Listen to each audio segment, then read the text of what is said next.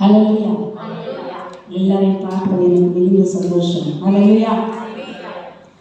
கடந்த ஒரு மாதமாய் ஆண்டவர் நம்மை பாதுகாத்தார். நமக்கு ஜீவன் சுகம் பலன் எல்லாம் கொடுத்தார். யாரும் கொஞ்சம் ஷார்ப் கொஞ்சம் குறைக்க முடியுமா? ஷார்ப் கெரிட்டாவும் அவங்க பாட்டி என்ன வரவேற்போமா? ரொம்ப சந்தோஷமா இந்த மத்தியில் நீங்கள் வந்தது கர்த்தர் உங்களை ஆசீர்வதிப்பார். ஹல்லேலூயா. அந்த 27ஆம் தேதி லேடிஸ் ப்ரேயர் மீட்டிங் நடக்கு. பாஸ்டர் ஏஞ்சலின் வந்து நம்மக்கிட்ட ஒரு ஷார்ட் மெசேஜ் ஷேர் பண்ணுவாங்க. அந்த ப்ரோக்ராம் வந்து எப்படி நம்ம நடத்த போகிறோம் அப்படிங்கிறது வந்து இந்த ப்ரேயர் குரூப்பில் நம்ம போடுவோம். அதில் வந்து ஃபர்ஸ்ட் கம் ஃபர்ஸ்ட் சர்வ். அதனால் நீங்கள் அந்த ப்ரேயர் குரூப்பில் என்னெல்லாம் ஈவெண்ட்ஸ் இருக்குங்கிறத நாங்கள் ஷேர் பண்ணுவோம். First come first serve.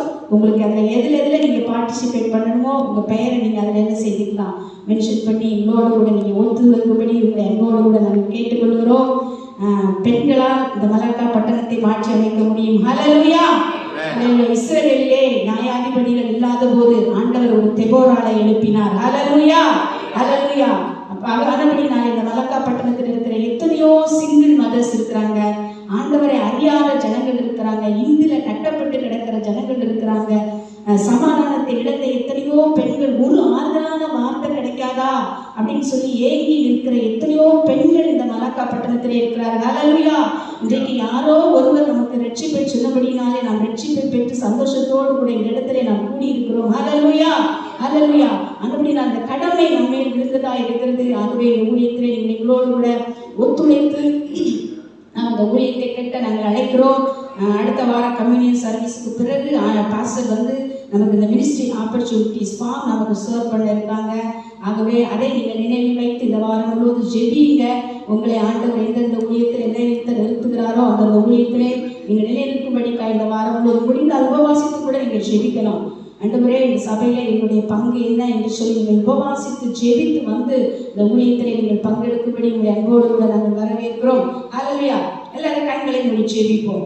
அன்பின் பரலோக தகப்பனே, ஆசீர்வதிக்கப்பட்ட ராத்திரி வேளைக்காய் நன்றியோடு கூட நாங்கள் ஸ்தோத்திரிக்கிறோம், துதிக்கிறோம். வானத்தையும் பூமியை படைத்து சர்வ வல்லமை உள்ள தேவன் இந்த இடத்துல எழுந்தருளி இருக்கிறீர். ஆண்டவரே, சத்திய வார்த்தை ஒரு நாளும் பொய்யாய் போகாது. என் நாமத்தை பிரஸ்தாபப்படுத்துகிற எந்த ஸ்தானத்திலும் வந்து என் ஜனங்களை நான் ஆசீர்வதிப்பேன் என்று சொல்ல பரிசுத்த தெய்வம் இந்த இடத்துல உலாவிக் கொண்டிருக்கிறீர். கர்த்தாவே, 2-3 பேர் ஒருமனப்பட்டவர்களா எங்கே குழுவீர்களோ அவருடைய மத்தியிலே இருப்பேன் என்று சொன்ன மகத்துவமுள்ள தேவன் கல்வாரி சிலுவையில் எங்களுக்காய் ஜீவனை கொடுத்து மாம்சத்தை பிசாசை உலகத்தை ஜெயித்த பரிசுத்த உள்ள தெய்வம் வெற்றியின் தேவன் இந்த இடத்துல இருக்கிறீரப்பா. அடியாளுடைய பரிசுத்த கருத்துக்குள்ள ஒப்பு கொடுக்கிறேன். சிலுவைக்கு பின்பராய் மறைத்துக் கொள்வீராக, இரத்த கோட்டைக்குள்ளாய் மறைத்துக் கொள்வீராக. ஆண்டவரே, ஆவி ஆத்மாவுக்கு தேவையான ஆசீர்வாதங்கள், சரீரத்துக்கு தேவையான சுகம் பலன் ஆரோக்கியம் ஆவியானவர் இந்த இடத்திலே தந்து எங்களை ஆசீர்வதித்து அனுபவப்படிக்காய் ஆண்டவரே, வானத்தின் பூமியை படைத்த பரிசுத்தமுள்ள தெய்வத்தின் கருத்துக்குள்ளே எங்களை ஒப்பு கொடுக்கிறோம். மீதியான நேரங்களை பொறுப்படுத்திக் கொள்ளும். இயேசுவின் நாமத்தில் ஜெபிக்கிறேன் நல்ல பிதாவே, ஆமென். செய்தி கிளியராக நம்ம கடந்து போகலாம். ரொம்ப ஷார்ட் அண்ட் ஸ்வீட் தான். இன்னைக்கும் ஒரு 15-20 நிமிஷம் எடுக்கப்படும். தயவு செய்து உங்களுடைய கவனத்தை முழுமையாய் என்னோடு கூட நீங்கள் திருப்பும்படிக்கு, என்னோடு கூட பயணிக்கும்படிக்கு உங்களை நான் அன்போடு கூட அழைக்கிறேன். நிச்சயமாய் இந்த வார்த்தை உங்களுடைய ஆவி ஆத்துமா சரீரத்துக்கு ஆசீர்வாதம் உள்ளதாக இருக்கும். ஹல்லேலூயா. இன்றைய நம்முடைய செய்தி தலைப்பு பரதீஸ் வெஸ் பாதாளம். மரணத்திற்கு பின் என்ன? ஹல்லேலூயா. மரணத்துக்கு பின் என்ன? நம்முடைய கிறிஸ்தவத்திலே எல்லா மனுஷங்களுக்கும் மரணம் என்று ஒன்று என்ன செய்தே தீரும், வந்தே தீரும். முஸ்லீமா இருந்தாலும் சரி, கிறிஸ்தவனா இருந்தாலும் சரி, இந்துவா இருந்தாலும் சரி, நாத்திகனா இருந்தா கூட மரணத்தை ஒரு நாள் என்ன செய்தே ஆக வேண்டும், சந்தித்தே ஆக வேண்டும். ஹல்லேலூயா. ஆகவே இந்த பூமியிலே நாம் வாழுகிற நாட்கள் வசனம் சொல்கிறது அது புல்லுக்கு ஒப்பா இருக்கிறது. அது பூவை போல பூத்து அது உதிர்ந்து போகிற ஒரு வாழ்க்கையாக இருக்கிறது. அதற்கு பின்பதாக ஒரு நல்ல ஒரு வாழ்க்கை இருக்கிறது என்று சொல்லி மனுக்குலம் மாத்திரமல்ல அநேக ஆராய்ச்சியாளர்கள் என்ன செய்கிறார்கள், நம்புகிறார்கள். அப்ப நாம் கிறிஸ்தவர்களுக்கு நமக்கு ஒரு நம்பிக்கை என்ன? மரித்த பிறகு நமக்கு என்ன உண்டு? நித்திய ஜீவன். இயேசு சொன்னார், நான் போய் உங்களுக்காக ஒரு ஸ்தலத்தை ஆயத்தம் பண்ண போறேன், திரும்பவும் வந்து உங்களை என்ன செய்து கொண்டு போவேன், கூட்டிக் கொண்டு போவேன் என்று சொல்கிறார். அப்படியானால் பரதீஸ் என்று சொல்லி, பரதீஸ் என்று சொன்னால் அது நிறைய இடங்களே பரலோகம், பாரடீஸ், ஒரு இடம் என்றெல்லாம் என்று சொல்லி பரலோகத்தை குறித்து வேதத்தில் அநேக இடங்களிலே சொல்லப்பட்டிருக்கிறது.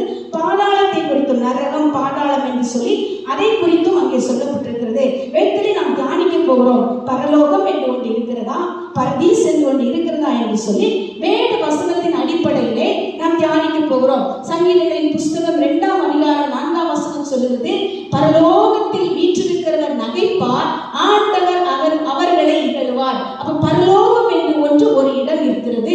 சங்கீதம் 14:2 சொல்லுகிறது, தேவனை தேடுகிற உணர்வுள்ளவன் உண்டோ என்று பார்க்க கர்த்தர் பரலோகத்தில் இருந்து மனுபுத்திரனை கண்ணோக்கினார். அப்ப பரலோகம் என்று ஒரு இடம் இருக்கிறது. சங்கீதம் 115:3 சொல்லுகிறது, நம்முடைய தேவன் பரலோகத்தில் இருக்கிறார். பரலோகம் என்று ஒரு இடம் கண்டிப்பாக இருக்கிறது. லூக்கா சுவிசேஷம் 23:43 சொல்லுகிறது, இயேசு அவரை நோக்கி, இன்றைக்கு நீ என்னுடனே கூட பரதீசில் இருப்பாய் என்று மெய்யாகவே உனக்கு சொல்லுகிறேன் என்றார். வெளிப்படுத்தல் 2:7 சொல்லுகிறது, ஆவியானவர் சபைகளுக்கு சொல்லுகிறதை காதுள்ளவன் கேட்க கடவன். ஜெயம் கொள்ளுகிறவன் எவனோ அவனுக்கு தேவனுடைய பரதீசின் மத்தியில் இருக்கிற ஜீவ விருட்சத்தின் கனியை புசிக்க கொடுப்பேன் என்று எழுது. ஹல்லேலூயா. வேதத்தின் அடிப்படையிலே நாம் தியானிக்கும் போது திட்டமும் தெளிவுமாய் பழைய ஏற்பாட்டிலும் புதிய ஏற்பாட்டிலும் சொல்லப்பட்டிருக்கிறது. பரதீஸ், பாரடைஸ், ஹெவன் என்று சொல்லி, ஸ்கை என்று சொல்லி, 4ஆம் வானம் 7ஆம் வானம் என்று சொல்லி வேதத்திலே அநேக இடங்களிலே இந்த பரலோகத்தை குறித்து சொல்லப்படுகிறது. ஆகவே கிறிஸ்துவுக்குள் பிரியமானவர்களே, இன்றைக்கு காலைகளிலே இயேசுவுக்குள்ளாய் உங்களுக்கு ஒரு நம்பிக்கையை நான் விதைக்க ஆசைப்படுகிறேன். பரலோகம் என்று ஒன்று இருக்கிறது. ஹல்லேலூயா, ஹல்லேலூயா. பரலோகம் என்று ஒன்று இருக்குமானால் நரகம் என்று ஒன்று கண்டிப்பா இருந்தே ஆக வேண்டும். ஹல்லேலூயா. அப்படியானால் வேதத்தின் அடிப்படையிலே நரகம் என்று ஒன்று இருக்கிறதா? நிறைய வசனங்கள் இருக்கிறது. நான் வேதத்தின் அடிப்படையில் 2 வசனங்களை மாத்திரம் புதிய பாட்டிலும் பழைய பாட்டிலும் எடுத்திருக்கிறேன். யோபு 26:6 சொல்கிறது, அவருக்கு முன்பாக பாதாளம் வெளியாய் திறக்கிறது, நரகம் மூடப்படாது இருக்கிறது. வெளிப்படுத்தல் 6:8 சொல்லுகிறது, நான் பார்த்தபோது இதோ மங்கின நிறமுள்ள ஒரு குதிரையை கண்டேன், அதன் மேல் ஏறி இருந்தவனுக்கு மரணம் என்று பெயர், பாதாளம் அவன் பின் சென்றது. ஹல்லேலூயா. அப்படி என்று சொன்னால் எப்படி பரலோகம் என்று ஒன்று இருக்கிறதோ அதை போல நரகம் என்று ஒன்று, பாதாளம் என்று ஒன்று இருக்கிறது. ஹல்லேலூயா. இவை இரண்டும் யாருக்காக ஆயத்தப்படுத்தப்பட்டு வைத்திருக்கிறது? ஹல்லேலூயா.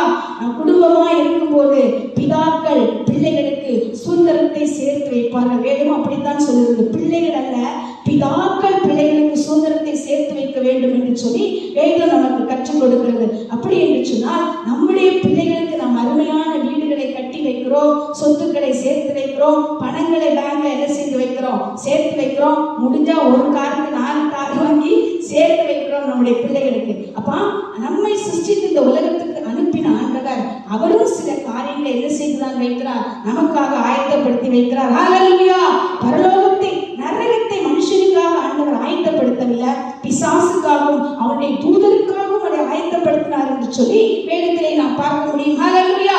அடுத்ததாக நாம் பார்க்கும்போது, அதாவது வேதம் சொல்லுகிறது, பிரசங்கி 12:7, இவ்விதமாய் மண்ணானது தான் முன்னிருந்த பூமிக்கு திரும்பி ஆவி தன்னை தந்த தேவனிடத்துக்கு மறுபடியும் போகத்தக்கதாய் முன்னும் அவரை உன் வாலிப பிராயத்திலே நினை. ஆதியாகமம் 3:19, நீ பூமியில் இருந்து எடுக்கப்பட்டபடியால் நீ பூமிக்கு திரும்பும் மட்டும் உன் முகத்தின் வேர்வையால் ஆகாரம் புசிப்பாய். ரோமர் 5:2, அவர் மூலமாய் நாம் இந்த கிருபையில் பிரவேசிக்கும் ஸ்லாக்கியத்தை விசுவாசத்தினாலே பெற்றுக் கொண்டிருந்தும் தேவ மகிமை அடைவோம் என்கிற நம்பிக்கையின் மேலே மேன்மை பாராட்டுகிறோம். அப்படி என்று சொன்னால் என்ன? மரணம் என்று சொல்லுகிறது மனுஷனுக்கு நிச்சயமாக நியமிக்கப்பட்டிருக்கிறது. பிறப்பு நமக்கு பிறந்த இந்த பூமியில் நம்ம பிறந்த போதே மரணத்துக்குரிய கவுண்டர் என்ன செய்து ஸ்டார்ட் ஆகுது. ஹல்லேலூயா. சிலருக்கு ரொம்ப ஷார்ட் பீரியடா இருக்கு, சிலருக்கு வேதத்தில் சொல்லப்பட்டபடி 70 வருட ஆண்டு காலங்களை ஆண்டவர் கொடுத்து பூரண ஆயுசை கொடுக்கிறார். 80 வருட ஆயுள் நாட்களை கொடுத்து இன்னும் பூரண வயசை ஆண்டவர் என்ன செய்கிறார், கொடுக்கிறார். அப்ப மரணம் என்று சொல்வது மனுஷனுக்கு நிச்சயிக்கப்பட்டிருக்கிறது. ஹல்லேலூயா. வேதம் சொல்லுகிறது, ஒரு முறை பிறப்பதும் பின்பு நியாய தீர்ப்பு அடைவதும் என்ன செய்து மனுஷனுக்கு நியமிக்கப்பட்டிருக்கிறது. ஹல்லேலூயா. அப்படி என்று சொன்னால் இந்த உலகத்தில் பிறந்த ஒவ்வொருவருக்கும் மரணம் என்று ஒன்று வந்தே தீரும். ஹல்லேலூயா. அந்த மரணத்துக்கு பின்பு என்ன ஒரு மனிதனுக்கு நடக்க போகிறது என்று சொல்லித்தான் நாம் தியானிக்க போகிறோம். நீதிமொழிகளின் புஸ்தகம் 24ஆம் அதிகாரம் 12ஆம் வசனம், அதை அறியோம் என்பாயாகில் இருதயத்தை சோதிக்கிறவர் அறியாரோ? உன் ஆத்துமாவை காக்கிறவர் கவனியாரோ? அவர் மனுஷனுக்கு அவனவன் கிரியைக்கு தக்க பலன் அறியாரோ? மத்தேயு 16:27 மனுஷகுமாரன் தம்முடைய பிதாவின் மகிமை பொருந்தினவராய் தம்முடைய தூதரோடு கூட வருவார். அப்பொழுது அவனவன் கிரியைக்கு தக்க அவனவனுக்கு பலன் அளிப்பார். ஹல்லேலூயா. இந்த பாதாளம், இந்த பரதீசு என்று சொல்லுகிற இடத்திலே யார் பங்கடைவார்கள்? யாருக்கு ஆண்டவர் கொடுக்கிறார்? எப்படி அந்த பரலோகம் பாதாளம் என்பதை ஒரு மனிதனுக்கு அவர் தீர்மானம் பண்ணுகிறார் என்று சொன்னார், அவன் அவன் இந்த பூமியிலே செய்கிற கிரியைக்கு தக்கதாக பலனளிக்கப்படுகிறது. ஹல்லேலூயா, ஹல்லேலூயா. அநேக வசனங்களை நாம் பார்க்க முடியும். இயேசு கிறிஸ்து நியாயத்தீர்ப்பு நாளிலே சொல்கிறார், வலது பக்கத்தில் இருக்கிறவரை பார்த்து, உங்களுக்காக உலகம் உண்டானது முதல் உண்டாக்கப்பட்டிருக்கிற என்ன செய்கிற நித்திய ஆசீர்வாதத்திற்குள் பிரவேசிங்கள். இடது பக்கத்தில் இருப்பவர்களை பார்த்து சொல்கிறார், உங்களுக்காக உலகம் உண்டானது முதல் உண்டாக்கி வைக்கப்பட்டிருக்கிற நித்திய ஆக்கினைக்குள்ளாய் நீங்கள் பிரவேசிங்கள் என்று சொல்கிறார். அப்படி என்று சொன்னால் இந்த நியாய தீர்ப்பு எப்படி கொடுக்கப்படுகிறது? கிரியையின் வழியாக கொடுக்கப்படுகிறது. ஹல்லேலூயா. நாம் ரட்சிக்கப்பட்டிருக்கலாம், அபிஷேகப்பட்டிருக்கலாம், ஒருவேளை உண்மையான தெய்வமாகி இயேசுவை அறிந்திருக்கலாம், நீ அறியாமல் இருந்திருக்கலாம். ஆனால் உனக்கு நியாய தீர்ப்பு என்று ஒன்று நிச்சயமாகவே இருக்கிறது. ஹல்லேலூயா. அதிலிருந்து எந்த மனுஷனும் தப்பவே முடியாது. நாட் ஒன்லி இந்த பைபிள் மாத்திரம் சொல்லல, குரானை எடுத்து வாசிங்கன்னா அங்கேயும் நியாய தீர்ப்பை பற்றி பேசப்படுகிறது. இந்துக்களின் சமஸ்கிருதம், என்னது கீதைகள், இவைகள் எல்லாம் எடுத்து நீங்கள் வாசித்து பார்த்தீர்கள் என்றால் அங்கேயும் நியாய தீர்ப்பு என்று ஒன்று சொல்லப்படுகிறது. ஹல்லேலூயா. அப்ப மனுஷன் இந்த உலகத்திலே பிறந்து 80, 70, 90, 100 ஆண்டுகள் வாழ்ந்தாலும் மரணத்தை அவன் ஒரு நாள் சந்தித்தே ஆக வேண்டும். அதற்கு பிறகு அவனுக்கு நியாய தீர்ப்பு என்று ஒன்று வைக்கப்பட்டிருக்கிறது. ஒருவேளை நீங்க சொல்ல முடியும், செத்த பிறகு, நம்ம தமிழ் பழமொழின்னா செத்த பிறகு தலை வடக்கையா தெற்கையா சொல்லுவாங்க, கேள்விப்பட்டிருக்கீங்களா? அட போங்கப்பா, செத்த பிறகு தலை வடக்கையா தெற்கா? செத்த பிறகு அவன் சுட்டா என்ன, புதைச்சா என்ன, அங்க உணர்வே என்ன செய்யாது இருக்காது. அப்படி அல்ல பிரியமானவர்களே, மரணத்துக்கு பிறகுதான் தொடங்குகிறது என்று சொல்லி வேதங்கள் மாத்திரமல்ல, இந்த விஞ்ஞான காலத்திலே ஆராய்ச்சியாளர்களும் அதை நிரூபித்திருக்கிறார்கள். ஹல்லேலூயா, ஹல்லேலூயா. அதை குறித்து நாம் இன்னும் ஒரு வசனத்தை நாம் பார்க்கலாம். பாருங்க, பாதாளம் என்று சொல்லும் போது இந்த நம்ம ஒரு எக்ஸாம்பிள் பைபிள்ல இருந்தே நிறைய இருக்கு. ஒரே ஒரு எக்ஸாம்பிள் நம்ம எடுப்போம். இவர் லாசரஸ் ஐஸ்வர்யவான் கதை நமக்கு நன்றாக தெரியும். தெரியுமா தெரியாதா? தெரியும் இல்லையா? அந்த இடத்துல அந்த நியாய தீர்ப்பை குறித்து நம்ம வேதத்தில் வாசித்துட்டே வரும்போது கிரியைக்கு தக்கதாகத்தான் அங்கே பலன் கொடுக்கப்பட்டிருக்கிறது. ஹல்லேலூயா. அந்த ஐஸ்வர்யவான் பாருங்க, அவன் இருந்த காலத்துல அவன் நல்ல ஐஸ்வர்யவான் தான். அவன் நம்ம என்ன செய்ய முடியாது, குறை சொல்ல முடியாது. ஆண்டவர் அவனுக்கு தேவைக்கு மிஞ்சிதான் ஐஸ்வர்யத்தை கொடுத்திருந்தார். அவன் ஒரு வேலைக்காரன், அவன் ஒரு பிச்சைக்காரன், அவன் வீட்டுல இருந்தான். அவனை நினைக்கணும்னு சொல்லி அவனுக்கு ஒண்ணு நெசசிட்டி ஒண்ணு நினைச்சாரு கிடையாது. நம்ம பிராக்டிக்கலா நம்ம திங்க் பண்ணி பார்த்தா நம்முடைய வாழ்க்கையில அப்படித்தான். நம்முடைய குடும்பத்துல ஒருவேளை ஒருவர் பாவப்பட்டிருக்கலாம், ஒருவர் வியாதிப்பட்டிருக்கலாம், அவர்களை நம்ம விசாரிக்க வேண்டும் என்று சொல்லுகிற கடமை கூட நமக்கு என்ன செய்யாமல் இருக்கலாம், இல்லாமல் இருக்கலாம். ஹல்லேலூயா. ஆனா அந்த ஓவன், இந்த லாசரஸ் அண்ட் ஐஸ்வர்யவான் கதையை நம்ம பார்க்கும்போது அந்த ஐஸ்வர்யவான் அவனை குறித்த சிந்தை கூட இல்லாதபடிக்கு இருந்தான். ஹல்லேலூயா, ஹல்லேலூயா. அவனுக்கு ஒருவேளை அந்த நாட்களில் இப்படி இருக்கிறானே, உனக்கு ஏதாவது ஒரு மேன்மை செய்திருக்கலாமா? சில நேரங்கள் இந்த உலகம் வெறும் விக்கடா இருக்கு பாருங்க. கீழே இருக்கவங்களுக்கு ஏதாவது உதவி செய்தா அவங்க நம்மளை விட என்ன செய்வாங்க, மேல வந்துருவாங்கன்னு சொல்லி உதவி கூட செய்ய மாட்டேங்கிறாங்க. தெரிஞ்ச ஒரு நல்ல காரியத்தை தாழ்ந்தவங்க கிட்ட என்ன செய்ய மாட்டேங்கிறாங்க, பகிர்ந்து கொள்ள கூட மாட்டேங்கிறாங்க. ஆண்டவர் நமக்கு கொடுத்த ஏதோ ஒரு சூழ்நிலை இக்கட்டுல, நம்ம ஏதோ ஒரு பிரச்சனை, யாரோ ஒருவர் நமக்கு உதவி செய்து அந்த இக்கட்டுல இருந்து நம்ம கடந்து வந்திருப்போம். நம்மை சார்ந்தவர்கள் நம் கண்ணெதிரிலே அப்படிப்பட்ட ஒரு பிரச்சனைக்குள்ள அவங்க போய்கிட்டு இருப்பாங்க. நமக்கு அவங்களுக்கு அந்த எக்ஸ்பீரியன்ஸை ஷேர் பண்றதுக்கு என்ன செய்ய மாட்டேங்குது, மனசு வர மாட்டேங்குது. ஏன்னா நம்மளை விட அவங்க என்ன செய்வாங்க, மேல வந்துருவாங்க. அப்படி இருக்கக்கூடாது பிரியமானவர்களே. வேதம் திட்டமும் தெளிவுமாய் சொல்கிறது, அந்த ஜீவ சுவாசம் இந்த மண்ணான மண்பாண்டத்திலே நாம் பிரீத் பண்ணிட்டு இருக்கும் போது நீ என்ன காரியங்களை செய்கிறாயோ அதற்குரிய பலன்தான் உன்னை பின்தொடர்கிறது. ஹல்லேலூயா. இது ஒரு 80, 70 தான். ஆனால் அது நித்திய நித்திய நித்திய காலமாய் இந்த சரீரம் ஒருவேளை இந்த மண்ணு வேதம் சொல்கிறது, மண்ணிலிருந்து எடுக்கப்பட்டபடியா நீ மண்ணுக்கு திரும்புவாய் என்று வேதம் சொல்கிறது. ஒருவேளை இந்த சரீரம் மண்ணிலிருந்து ஆண்டவர் நம்மை உருவாக்கினபடினாலே அது மண்ணுக்கு போய்விடலாம். அதனுடைய ஆவி ஆத்மாவிலே சோராகிற எண்ணங்கள், செய்கிற நல்ல கிரியைகள் நம்மை அது பின்தொடர்கிறதா இருக்கிறது. ஹல்லேலூயா. அதற்கு உணர்வு இருக்கிறது. ஒருவேளை இந்த மாம்ச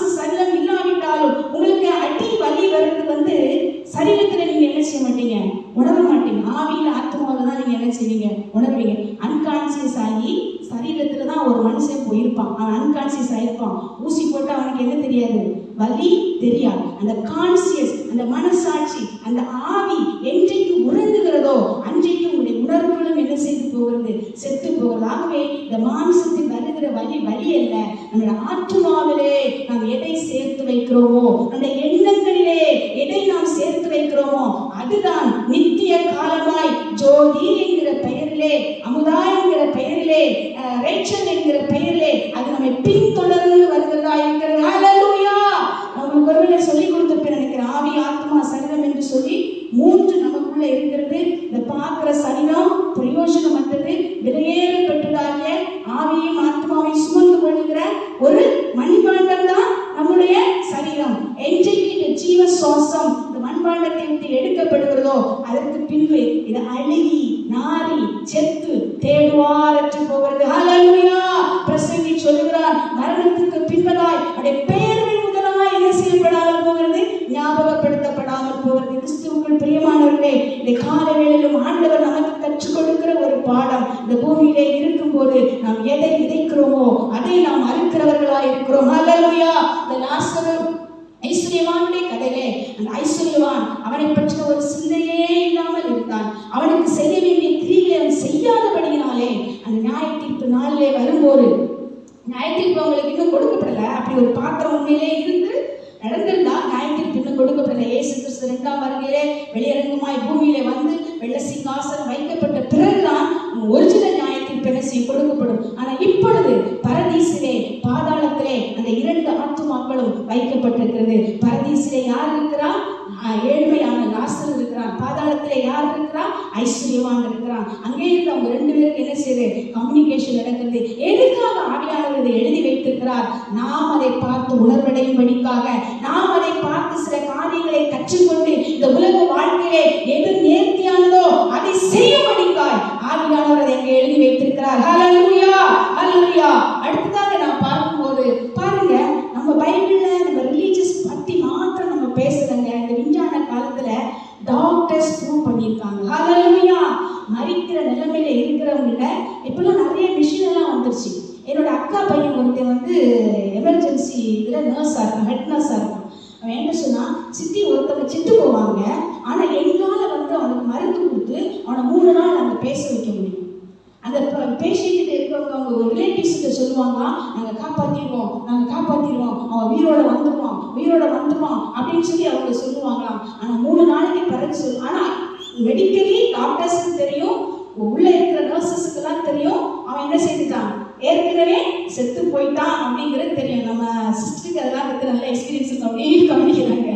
இது வச்சிருப்பாங்க. ஏன்னு சொன்னா பணம் பறிக்கிறதுக்காக. இப்போ உள்ள ஈவல் வேர்ல்டுல மெடிக்கலி அந்த மாதிரி நடக்கிறது. அந்த 3 நாள் என்ன சொல்லுவாங்கன்னா, நீங்க இவ்வளவு காசு கட்டுங்க, நாளைக்கு உங்களை வெளியே விட்டுருவோம், இவ்வளவு காசு கட்டுங்க, நாளைக்கு வெளியே விட்டுருவோம். ஆனா 3ஆவது நாள் சொல்லுவாங்க, எவ்வளவோ முயற்சி எடுத்து பார்த்தோம், ஆனா அவங்களை காப்பாற்ற முடியல. ஹல்லேலூயா. ஹல்லேலூயா. அப்ப மரணம் என்பது ஒரு மனுஷனுக்கு அது வருகிறதா இருக்கிறது. இந்த டாக்டர்ஸ் வந்து இப்படிப்பட்ட பேஷண்ட் கிட்ட அவங்க என்ன செய்யறாங்கன்னா, அந்த டேட்டாஸை கலெக்ட் பண்றாங்க. இந்த பிரெயின்ல நிறைய மெஷின் எல்லாம் அவங்க வந்து ஃபிக்ஸ் பண்ணி உண்மையிலேயே அந்த ஜீவன் அந்த சரீரத்தை விட்டு போகும்போது அது எப்படி ஃபீல் பண்றாங்க அப்படின்னு சொல்லி பார்த்து நிறைய பேர்கள் நான் உங்களுடைய எவிடன்ஸ்க்காக நான் போட்டிருக்கேன். இது பாருங்க, இது போல் டாக்டர் ரேமண்ட் மூடி 1975ஆம் ஆண்டு எழுதிய வாழ்க்கைக்கு பின் வாழ்க்கை என்ற புத்தகம் வெளியான பின்பு தான் இதன் ஆர்வம் மேலும் தூண்டப்பட்டது. இவர் இந்த நூலுக்காக 150 தனிநபர்களின் அனுபவங்களை பயன்படுத்தினார். இவர் என்ன செய்தார், 1975 150 மரணத்துக்கு நெருங்கி இருக்கிற மக்கள்கிட்ட இருந்து அந்த பயோடேட்டாஸ்லாம் அவங்க எடுத்து சயின்டிஸ்ட் செய்வாங்க, கிராஃப் மாதிரி எல்லாம் போட்டு அதை என்னென்ன உணர்வுகள் இருக்கு அப்படிங்கிறத அவங்க என்ன செய்யறாங்க, ஸ்டடி பண்ணுனா எல்லாரோட சயின்டிஸ்ட் அவர் மாத்திரம்ல. அடுத்து யார் பண்ணிருக்கா, மனிதனை பிறந்த எவரும் மரணத்தை சந்திப்பார்கள், ஆனால் அவர் பரலோகம் போவார்களா நரகத்திற்கு போவார்களா என்பது இயேசுவுக்கு மட்டுமே தெரியும். நல்ல இயேசு அறிந்த ஒரு விஞ்ஞானி. ஆனால் மனுக்குல வரலாற்றின் பெரிய கேள்விகளில் ஒன்றுக்கு நாங்கள் பதில் அளித்துள்ளோம். மரணத்துக்கு பின் வாழ்க்கை உள்ளது, இது ஒவ்வொருவருக்கும் உள்ளது என கருதுகிறோம் என ஆக்கர்மேன் என்ற ஒரு சயின்டிஸ்ட் சொல்லியிருக்கிறார். ஹல்லேலூயா. ஹல்லேலூயா. மருத்துவ ரீதியாக அவர்கள் ப்ரூவ் பண்ணியிருக்காங்க. இதுதான் பெரிய விஷயம். அமெரிக்காவில் உள்ள கனெக்டிகட் பல்கலைக்கழகத்தின் பேராசிரியராக பணியாற்றிய கெனத்ரின் என்பவர் மரணத்தின் வாசல் வரை சென்று மீண்ட 100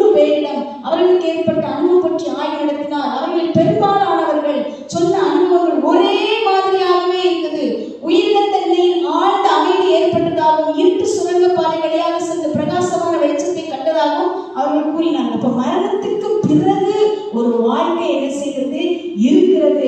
அதுதான் நித்திய வாழ்க்கை. ஹல்லேலூயா.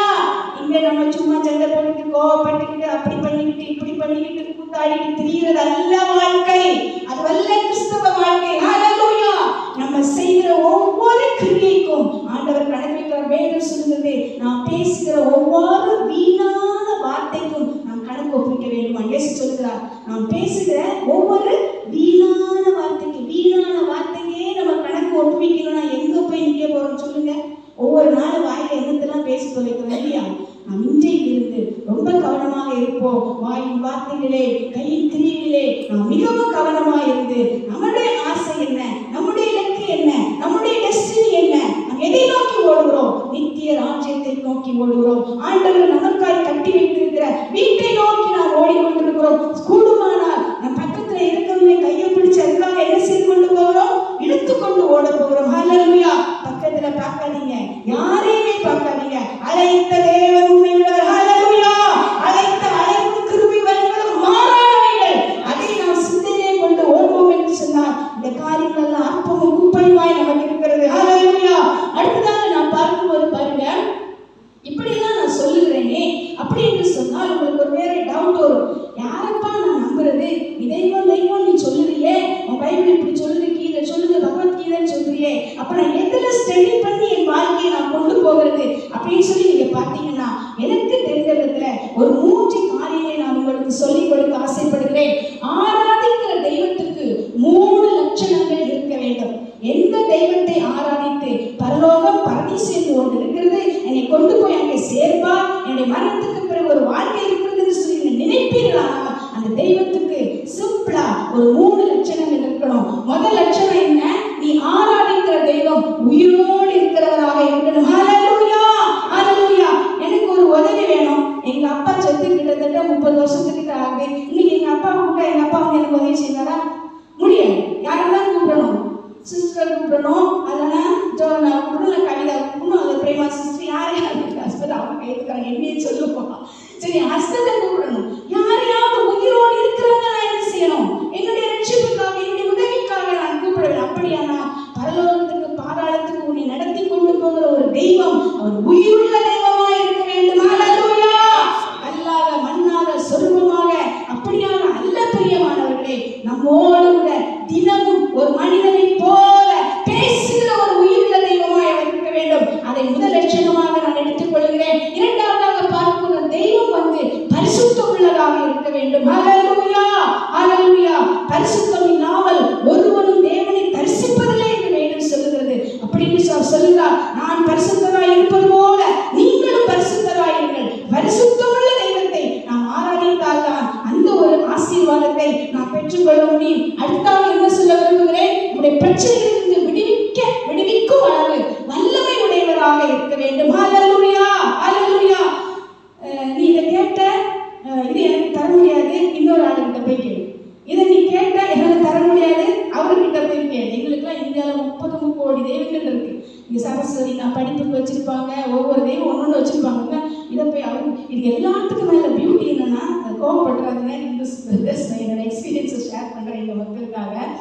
இங்க நாங்க காலேஜ் படிக்கிற காலத்துல எங்களை டூர் கூட்டிட்டு போனாங்க. காலேஜ் அங்க போனா ஒரு கோயில போய் எங்களுக்கு காட்டுறதுக்கு, அது வந்து கிறிஸ்டானிக்கலி பெரிய இடம், அந்த இடம் கிறிஸ்டானிக்கலி உள்ள இடம் கூட்டு போனா என்னோட ஃப்ரெண்ட் என்ன பண்ணான்னா, அது மட்டும் 2 கை தட்டுறான். அப்ப நான் என்ன திருச்சி ஏன் கை தட்டுற? அவ சொன்னா, இந்த சாமி காது கேட்காதுடி, கை தட்டினாதான் இந்த சாமி என்ன செய்யும்? கேட்கும். பாருங்க, அப்படி அல்ல. நம்முடைய தேவைகளிலே, நம்முடைய வார்த்தைகளை, நாம் கேட்கிற காரியங்களை கேட்டு உதவி செய்கிற ஒரு வல்லமை உள்ள தெய்வமாய் இருக்க வேண்டும். ஹல்லேலூயா. உங்களுடைய வாழ்க்கையை நீங்கள் அதை சரி செய்து கொள்ளுங்கள். இந்த 3 குணாதிசயம் உள்ள தெய்வத்தை நீங்கள் ஆராதிப்பீர்கள் என்று சொன்னால் நிச்சயமாய் உங்களுடைய வாழ்க்கையானது அது பரலோகத்துக்கு எடுத்து சொல்லும் என்பதிலே எந்த ஒரு சந்தேகமும் கிடையாது. ஹல்லேலூயா. எல்லாரும் எழுந்திருக்கலாம், முடிச்சிடலாம். ஹல்லேலூயா. இந்த காலை வேளையிலே ஆவியானவர் நமக்கு சொல்லுகிறது என்ன? இது அல்ல உன்னுடைய வாழ்க்கை, இது அல்ல உன்னுடைய ஜீவிதம், இது அல்ல உன்னுடைய டெஸ்டினி. உனக்கென்று ஒரு விசேஷ டெஸ்டினி வைக்கப்பட்டிருக்கிறது. அதற்காக நான் உன்னை அழைத்திருக்கிறேன். உலக தோற்றத்திற்கு முன்பதாக உனக்கு நான் பெயரிட்டு உன்னை நான் இந்த கல்வாரி சபையிலே கொண்டு வந்து வைத்து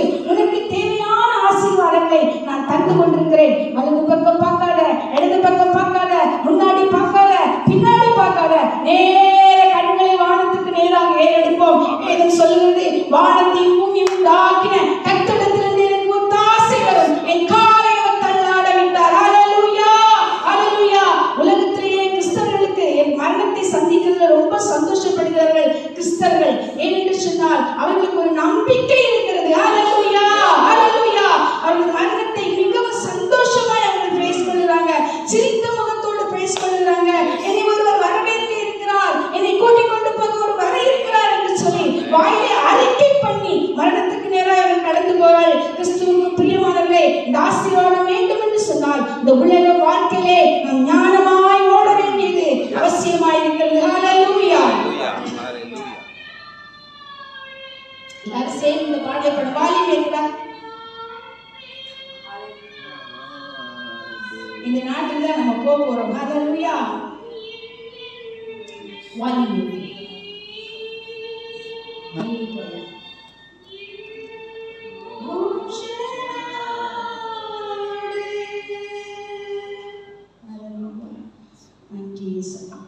எங்களுக்கு ஒரு நம்பிக்கை வைத்திருக்கீங்க ஆண்டவரே.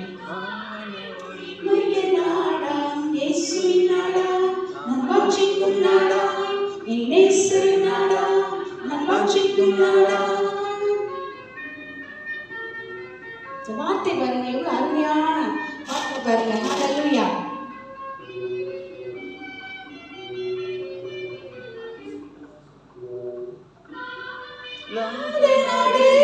சொல்லுவோமா, ஒரு சாபம் இந்த நாட்டுக்கு தான் நம்ம போக போகிறோம். ஹல்லேலூயா. உன்னதத்தில் வசனம். ஹல்லேலூயா. அதிசயமான ஒளிமய நாடா, நேசரின் நாடா, நான் வாஞ்சிக்கும் நாடா, நேசரின் நாடா, நான் வாஞ்சிக்கும் நாடா.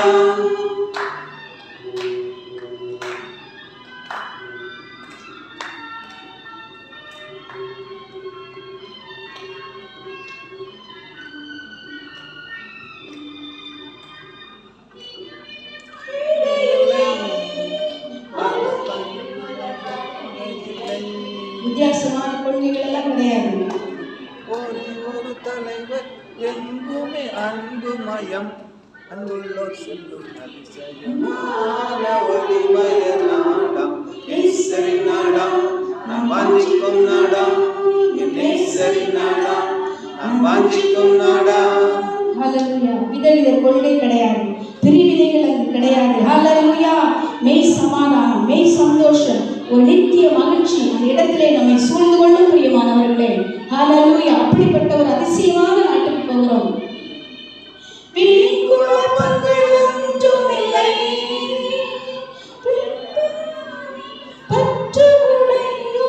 எவருமே அங்கு இல்லை, அன்பே மொழி அதிசயமான ஒளிமய நாடம், நேசரின் நாடா, நாம் வாஞ்சிக்கும் நாடா, நேசரின் நாடா, நாம் வாஞ்சிக்கும் நாடா. ஒப்பு கொடுப்போம். ஆண்டவரே, அப்படி ஒரு நித்தியம் இருக்குமானால், அப்படி ஒரு ஆசீர்வாதம் இருக்குமானால் அதை நான் வாஞ்சிப்பேன் ஆண்டவரே என்று சொல்லலாம். Thanks God. God bless you.